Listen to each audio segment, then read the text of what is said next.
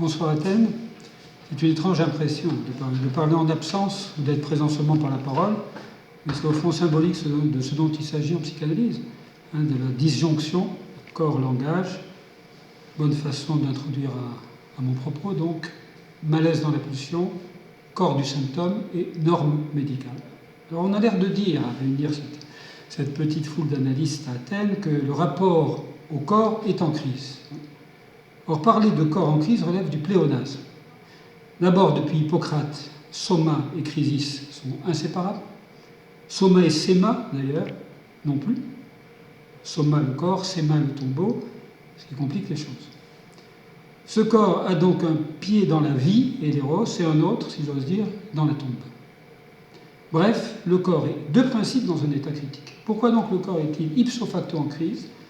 Et en quoi la crise se pérennise-t-elle? En quoi cette crise protéiforme est-elle susceptible de changer? Voilà, me semble-t-il, les questions essentielles. Alors, le corps est en crise a un double titre.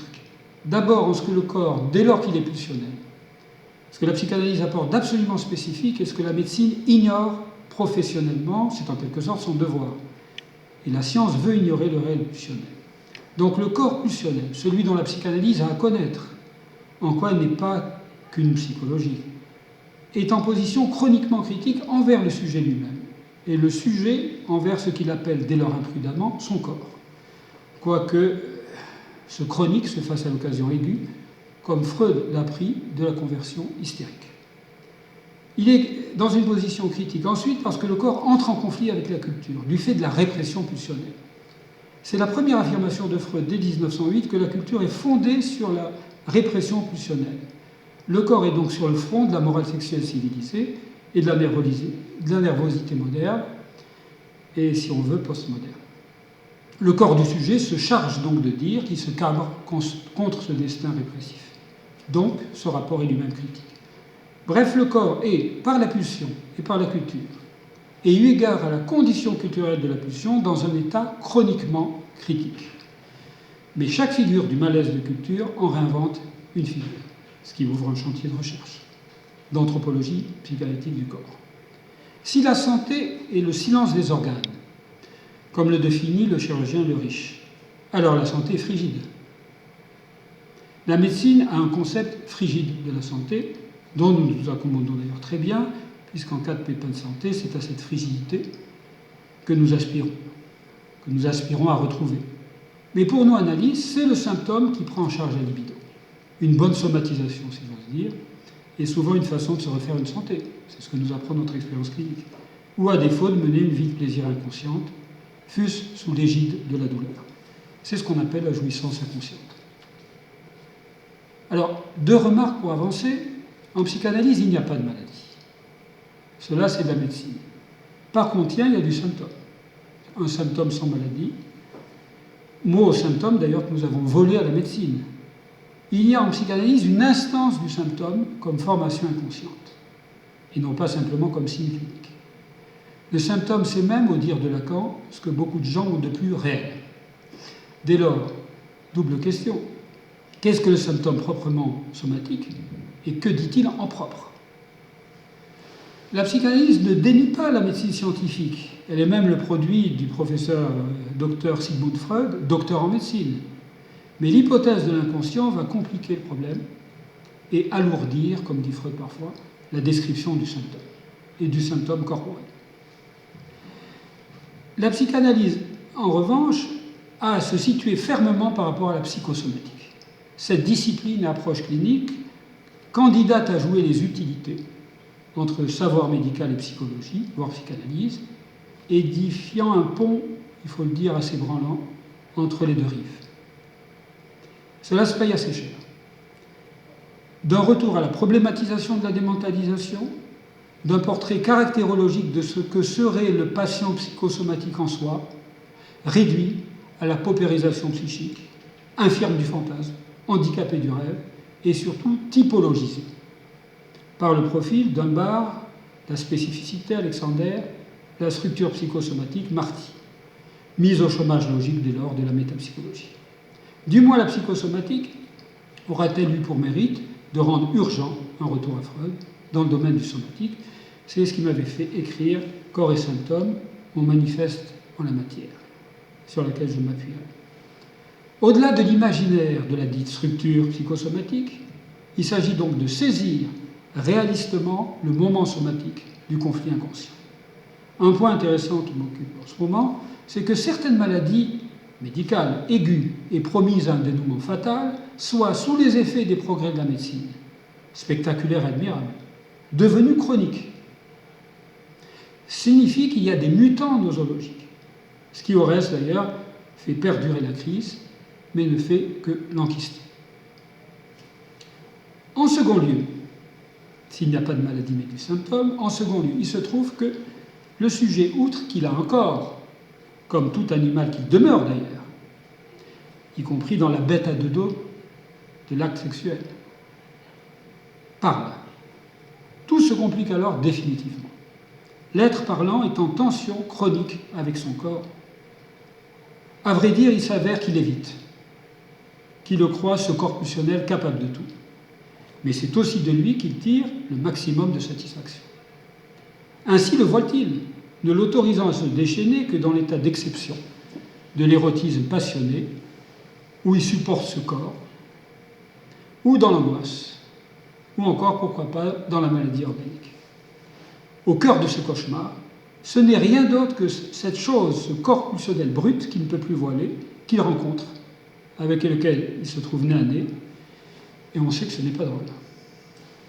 Le corps, dit Lacan, se jouit, forme pronominale intéressante, et c'est à l'occasion avec le corps de l'autre. L'entre-deux-corps est le test absolu du rapport que le sujet a en son corps, mais on sait que dans l'après-acte sexuel, les êtres parlants se reforment. Ce qui expose les sujets à l'instant uni d'avoir de nouveau des mots. Rappelons d'un mot ce qu'enseigne une métapsychologie du corps, condamnée à l'ignorance par la médecine et à l'amnésie par la dite psychosomatique. Car la santé, Freud est formel, il le dit dans une note étrange de l'analyse finie-infinie, la santé se laisse définir métapsychologiquement. Donc sous la pression du chronomètre, je le dirai en 4 phrases, développées dans Corps et symptômes. Premièrement, il a à faire ce corps pulsionnel avec le plaisir d'organe et le circuit pulsionnel, à partir de l'excitation. Ce corps parlant est excitable. En second lieu, en tant que foyer narcissique, il se jouit pour le pire et le meilleur. C'est la figure de Narcisse malade. Il ne faut pas oublier, il y a les narcisses flamboyants, mais il y a Narcisse malade, ou mieux, hypocondriaque. De cette turbulence du corps qui n'est pas accessible à l'œil le mieux scannérisé. C'est donc trop peu dire que l'hypocondriaque est un malade imaginaire. C'est un malade réel, mais du corps pulsionnel. Limite du scanner. Par ailleurs, si utile. Troisième point, comme moi-corps, c'est la projection d'une surface, définie par ses limites. Inutile d'ailleurs de donner une peau au moi. Le moi lui-même est structuré comme une peau. Ça se vérifie de la lecture de Freud.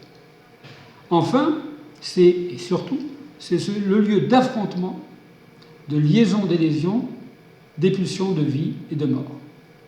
Signalons que, longtemps avant Freud, c'est un médecin biologiste, et pas le moindre, Xavier Bichat, fondateur de la biologie, qui en 1802 en avait plus qu'une prescience, en définissant la vie comme l'ensemble des fonctions qui résistent à la mort.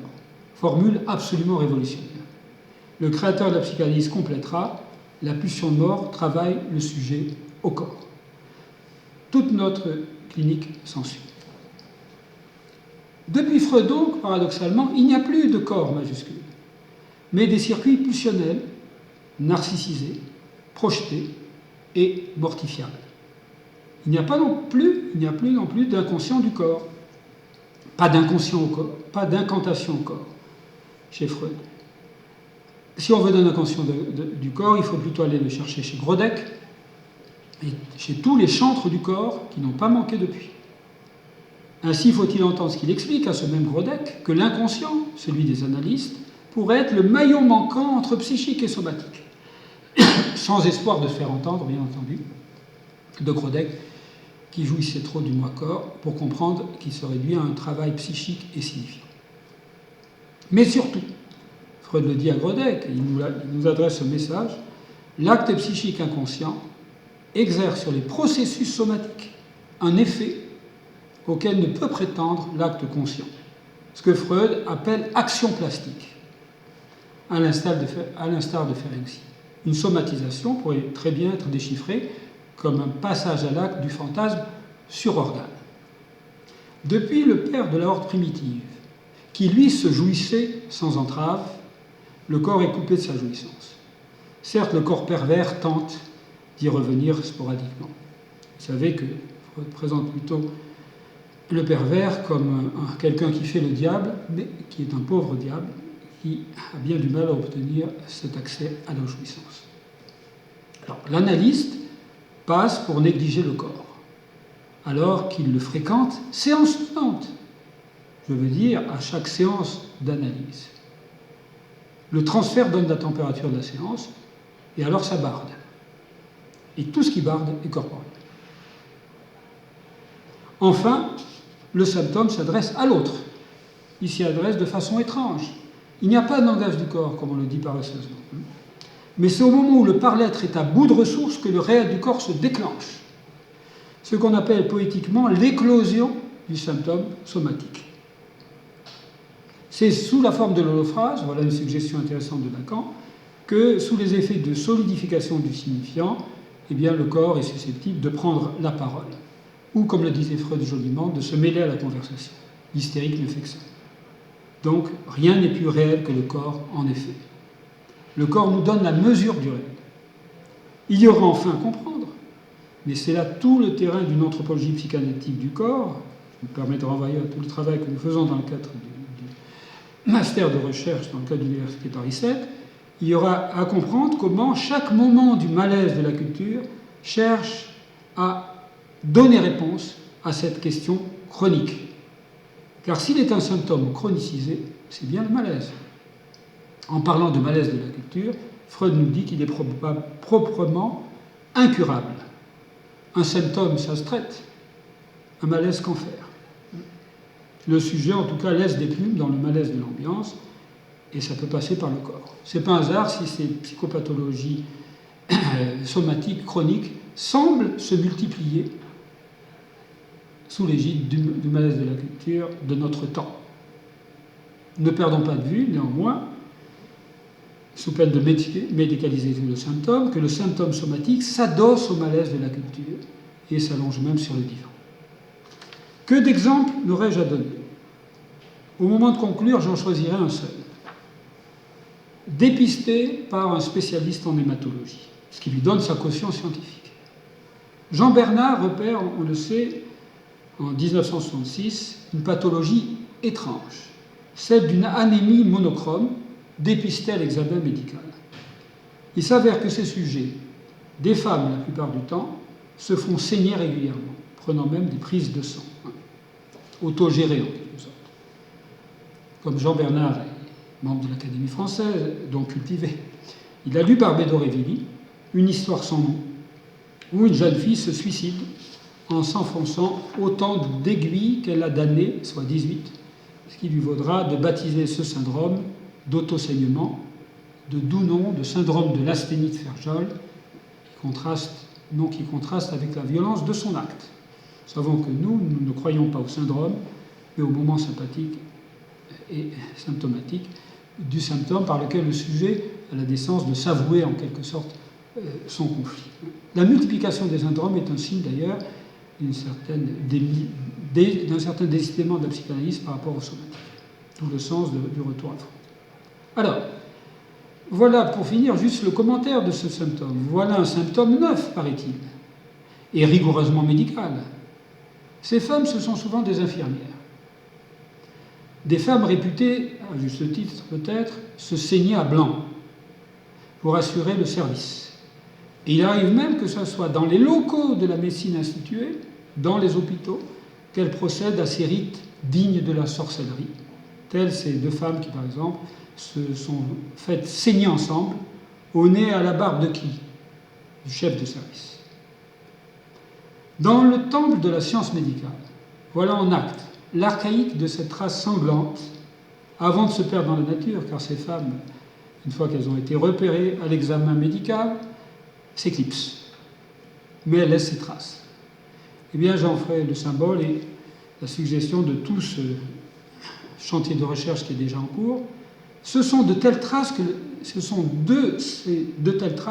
que la psychanalyse accuse réception. Ce qui ouvre le chantier d'un observatoire qui a nom anthropologie clinique du corps. Qui dira qu'il y a ici malaise? Malaise au cœur de la science, et que quelque chose y résiste, est-ce hasard, du côté du féminin? Eh bien, c'est à ce malaise, en sa structure et en son actualité, que la psychanalyse a à répondre présente. Voilà.